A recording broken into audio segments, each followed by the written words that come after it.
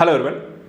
उत्तर प्रदेश में योगी सरकार के द्वारा शिक्षा जगत में यहां पर एक परिवर्तनकारी फैसला लिया गया है, जिसको लेकर के यहां पर सवाल भी उठाए जा रहे हैं। यह बात यहां पर देखा जाए तो मदरसों में पढ़ने वाले छात्रों को सरकारी स्कूलों में भेजे जाने के आदेश से संबंधित है। क्या ये सही है? क्या यहां पर मदरसी शिक्षा व्यवस्था को समाप्त करने का यहां पर सरकार के द्वारा एक फैसला लिया जा रहा है? क्या क्रमबद्ध तरीके से यहाँ पे सरकारी स्कूलों और अन्य माध्यम से ही यहाँ पे छात्रों को पढ़ाए जाने के संबंधी ये मुहिम चलाई जा रही है? मामला क्या है, आइए इसको यहाँ पे समझने का प्रयास करते हैं। सबसे पहले देखिए, यहाँ पे एक न्यूज यहाँ पर आपको देखने को मिलती है कि योगी सरकार ने मदरसा छात्रों को सरकारी स्कूलों में भेजने के संदर्भ में, और इसको जब यहाँ पे ये आदेश आया तो जमीयत ने यहाँ पर इसमें एक आपत्ति आपको जताई है। मामला क्या है, तो उत्तर प्रदेश सरकार के संदर्भ में देखा है, मदरसों से संबंधित यहाँ पर एक निर्देश जारी किए गए हैं और ये निर्देश आपको राज्य सरकार की तरफ से आए हैं, जिसमें कहा गया है कि मदरसों में शिक्षारत छात्रों को सरकारी स्कूलों में स्थानांतरण यहाँ पर किया जाए। इसमें सहायता और मान्यता प्राप्त मदरसों में शिक्षारत गैर मुस्लिम छात्र, गैर मान्यता प्राप्त मदरसों के सभी छात्रों को सरकारी स्कूलों में स्थानांतरण करने का आदेश दिया गया है। सरकार का उद्देश्य क्या है, यानी कि इस तरीके की शिक्षा व्यवस्था में ऐसा क्यों किया जा रहा है? तो सरकार का उद्देश्य है कि राज्य के सभी छात्रों की आधुनिक शिक्षा तक पहुंच को सुनिश्चित करना है। सरकारी स्कूलों से लेकर प्राइवेट स्कूलों तक देखा जाए, वर्तमान समय में नई तकनीकी के माध्यम से यहां पर छात्रों को पढ़ाया जा रहा है। यूपी सरकार के इस आदेश से राज्य के हजारों स्वतंत्र यहां पर मदरसे आपको इससे प्रभावित हो सकते हैं। उत्तर प्रदेश में वर्तमान समय में देखा जाए तो करीब 25,000 से अधिक मदरसे हैं, जिसमें मान्यता प्राप्त मदरसों की संख्या 16,500 है। वहीं सरकार से सहायता प्राप्त मदरसों की संख्या 560 है, जबकि गैर मान्यता प्राप्त मदरसों की संख्या 8,500 है। सरकार के इस आदेश का मुस्लिम संगठन जमीयत उलमाए हिंद विरोध करते हुए इसे असंवैधानिक कदम के तौर पर बताते हैं। देखा जाए तो पीलीभीत, लखीमपुर खीरी, श्रावस्ती, बलरामपुर, महाराजगंज, सिद्धार्थनगर, बहराइच जैसे क्षेत्रों में करीब 500 से ज्यादा यहां पर अवैध मदरसे कार्यरत हैं।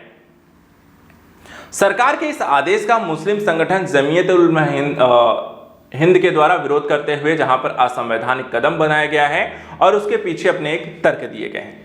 विरोध को यहां पर अगर हम समझें, यानी कि जो यहां पर मुस्लिम समुदाय है या फिर यहां पर जमीयत उल हिंद है, वो इसका विरोध क्यों कर रहे हैं, तो एक तो असंवैधानिकता की स्थिति के साथ साथ कुछ अन्य मुद्दे भी इसमें शामिल हैं, जैसे कि मुस्लिम संगठन जमीयत उलमाए हिंद अध्यक्ष मौलाना महमूद असद मदनी के अनुसार उत्तर प्रदेश सरकार राज्य से सभी मदरसों को यहाँ पे खत्म करना चाहती है।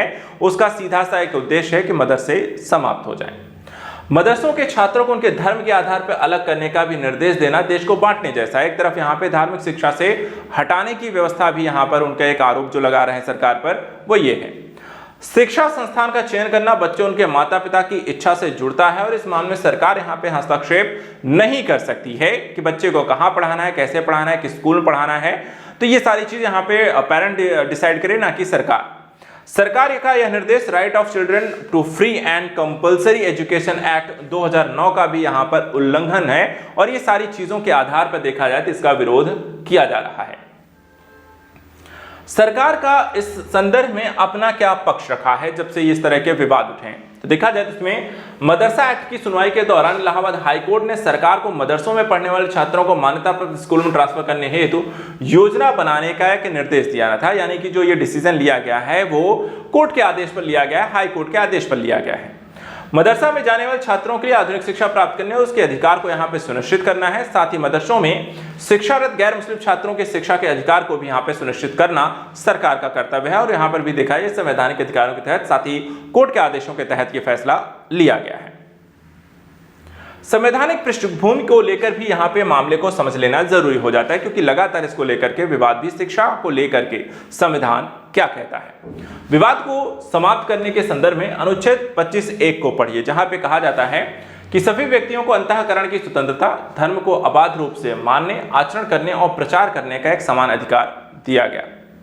आर्टिकल 29 को देखिए, जिसमें कहा गया अल्पसंख्यकों के हितों की सुरक्षा करना।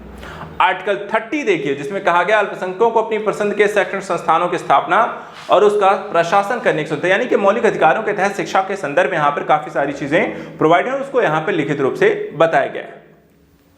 राष्ट्रीय अल्पसंख्यक आयोग अधिनियम 1992 और मदरसों का संचालन अल्पसंख्यक कल्याण विभाग के अंतर्गत यहाँ पर किया जाता है।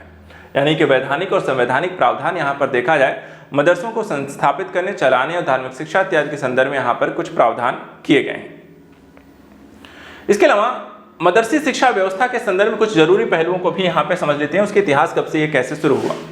1993 में देखा है मदरसा में शिक्षा सुधार की गंभीर कोशिश शुरू हुई जब सरकार ने इसे मॉडर्न मदरसों की जरूरत को यहाँ पर समझा। इसके बाद मदरसों की हालत सुधारने के लिए 2004 में national committee for minority education भी यहाँ पर आपको बनाई जाती है।